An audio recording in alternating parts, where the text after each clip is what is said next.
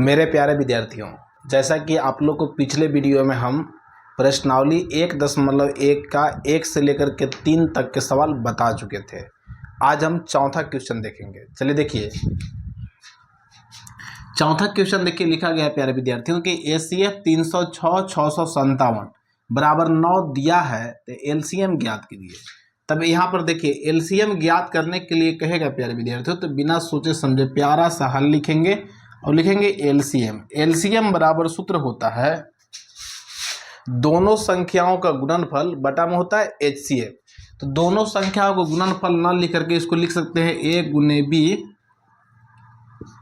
बटा में हो जाएगा HCF। तो A गुने B, A के मान यहाँ पर देखिए 306 है, गुने B के मान 657 है, अब बटा में HCF यहाँ पर देखिए 9 दिया है तो यहाँ पर 9 लिखेंगे। अब 9 से काट देंगे, 9 का पढ़ा पढ़िएगा, 9 3 27, 9 4 34, 9 7 63 हो जाएगा और यहाँ बचेगा यानी कि 2 यहाँ 7, 9 3 27 यानी 73 आ जाएगा।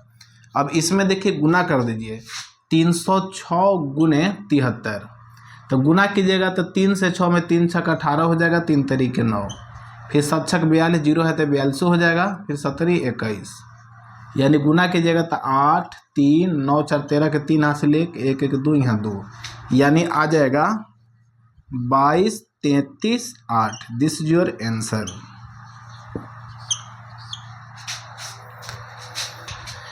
ये देखिए पांचवा क्वेश्चन कह रहा है प्यारे विद्यार्थियों कि जांच कीजिए कि क्या किसी प्राकृत संख्या n के लिए संख्या 6 के पावर n अंक 0 पर समाप्त हो सकती है।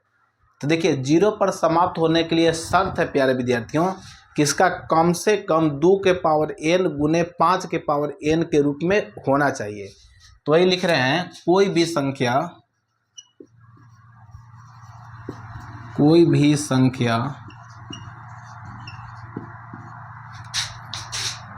को कोई भी प्राकृत संख्या को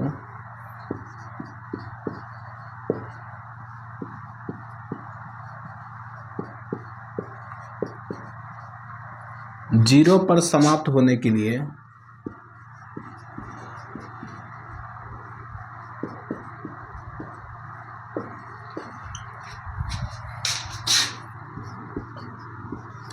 कोई भी प्राकृत संख्या को 0 पर समाप्त होने के लिए कम से कम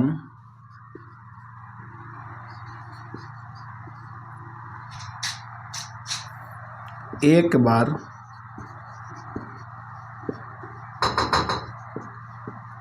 अभाज्य गुणनखंड 2 के पावर n गुने 5 के पावर n के रूप में होना चाहिए। अब चलिए देखिए वही लिखे हैं कि कोई भी प्राकृत संख्या को 0 पर समाप्त होने के लिए कम से कम एक बार अभाज्य गुणनखंड 2 के पावर n गुने 5 के पावर n के रूप का होना चाहिए। अब यहाँ पर लिखेंगे चूंकि 6 के पावर n है, इसको तोड़ेंगे तो 2 गुने 3 आ जाएगा, 2 गुने 3 2 तिहाई 6 यानी 2 के पावर n यहाँ हो जाएगा 3 के पावर n, यानी कि यहाँ पर देखिए 2 के पावर n तो आया लेकिन 5 के पावर n नहीं आया। इसलिए यह संख्या 6 के पावर n अंक 0 पर समाप्त नहीं होगी, चाहे नहीं हो सकती है। चलिए यहाँ पर देखिए फिर से समझ लीजिए कि कोई भी प्राकृत संख्या को 0 पर समाप्त होने के लिए कम से कम एक बार उसका अभाज्य गुणनखंड 2 के पावर n गुने 5 के पावर n के रूप में होना चाहिए। लेकिन 6 के पावर n का अभाज्य गुणनखंड तोड़े तो 2 के पावर n गुने 3 के पावर n आया, अर्थात 5 के पावर n नहीं आया। इसलिए 6 के पावर n अंक जो है प्यारे विद्यार्थियों वो 0 पर समाप्त नहीं हो सकती। क्वेश्चन नंबर 6 कह रहा है प्यारे विद्यार्थियों कि व्याख्या कीजिए कि जो दिया गया संख्या वो भाज्य संख्या क्यों है।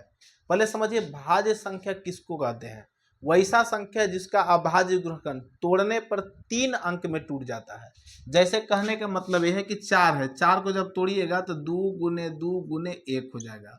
सबसे छोटी भाज्य संख्या 4 है। अब कोई कहेगा सर 3 भी है, तो 3 को जब तोड़ोगे बाबू तो 3 गुने सिर्फ 1 आएगा, यानी 2 भागों में, यानी 2 अंक में कटेगा। तो भाज्य संख्या होने के लिए कम से कम 3 अंक में कटना चाहिए, तो यानी 3 अंक होना चाहिए। तो चलिए हम चेक करते हैं इसको। तो चलिए देखिए, पहला देखिए हल लिखेंगे।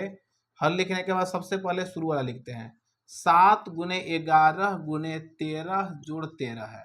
तो इसको देखिए सोल्व आप लोग कीजिएगा। तो यहाँ पर देखिए 13 यहाँ भी है, 13 यहाँ भी है, तो 13 यानी कि यहाँ पर कॉमन निकल जाएगा, तो 13 कॉमन निकलेगा। तो 7 गुने 11 बच गया, 7 गुने 11 13 तो बाहर निकल गया। जोड़ के चिन्ह देंगे, जब टोटल बाहर निकलता है तो 1 बचता है। ध्यान से आप लोग देखिएगा, 13 इसलिए 13, जब कोष्टक इसलिए कोष्टक, 11 सत्ते हो जाएगा 77 जोड़ 1, फिर बराबर के चिन्ह देंगे, हो जाएगा 13 गुने 77, अब ये कितना हो जाएगा 78, फिर बराबर के चिन्ह देंगे, हो जाएगा 13 गुने, यहाँ पर 78 है, तो यहाँ पर ऐसे भी अगर नहीं भी तोड़ेंगे तो 78 गुने 1 लिख सकते हैं, अगर तोड़ेंगे तो और इसमें हो जाएगा। कम से कम यहाँ देखिए 3 टुकड़ी में टूट गया, यानी 3 अंक में टूट गया, तो ये भाज्य संख्या है। अब अगला देखते हैं पुनः। यहाँ पर देखिए 7 गुने 6 गुने 5 गुने 4 गुने 3 गुने 2 गुने 1 जोड़ 5 है, यही ना है। तो यहाँ पर देखिए बराबर के चिन्ह देंगे, यहाँ पर दोनों में से कॉमन, यहाँ भी 5 निकल रहा है, यहाँ भी 5 निकल रहा है, तो 5 देखिए कॉमन निकाल देंगे। तो 5 कॉमन निकालेंगे तो 7 गुने 6 गुने 4 गुने 3 गुने 2 गुने 1, एक तो लिखना जरूरी नहीं, एक गुना करने पर वही आएगा। जोड़, जब यहाँ से 5 कॉमन निकल गया तो 1 बचेगा। ध्यान से आप लोग देखिएगा, 5 है इसलिए 5 यहाँ पर गुना कर देंगे। देखिए 2 से 2 तिहाई 6, फिर हो जाएगा 6 छक 36, तो हो जाएगा 36 गुने 7 चौ 28, 8 सते 8 पच्चे 40, 8 छक 48 के 8 हासिल 4, 8 तरीके 24 और 4 हो जाएगा 28, काट देंगे। फिर 2 छक्का 12 के 2 हासिल 1, 2 तिहाई 6 के लिए 7, 8 0 यानी 10, यानी यहाँ पर हो जाएगा 10 8 जोड़ 1। अब यहाँ पर देखिए बराबर के चिन्ह देंगे, 5 इसलिए 5 गुने, अब यहाँ पर जोड़ दीजिएगा 1 तो 1 डबल 0 यहाँ पर 9 होगा। अब देखो यहाँ पर दिमाग का दही नहीं बनाना, इसमें चाहोगे तो ये भी टूट जाएगा, लेकिन यहाँ पर तोड़ रहे गुने 1 तो लिख सकते हैं ना। देखिए 3 अंक में यहाँ भी कटल था, 3 अंक में यहाँ भी कटल था। अब यहाँ पर लिखेंगे चूंकि इन संख्याओं का अभाज्य गुणनखंड, इन संख्याओं का अभाज्य गुणनखंड 3 अंकों में है, इसलिए यह संख्या, यह भाज्य संख्या, इसलिए यह भाज्य संख्या है। प्रूव्ड।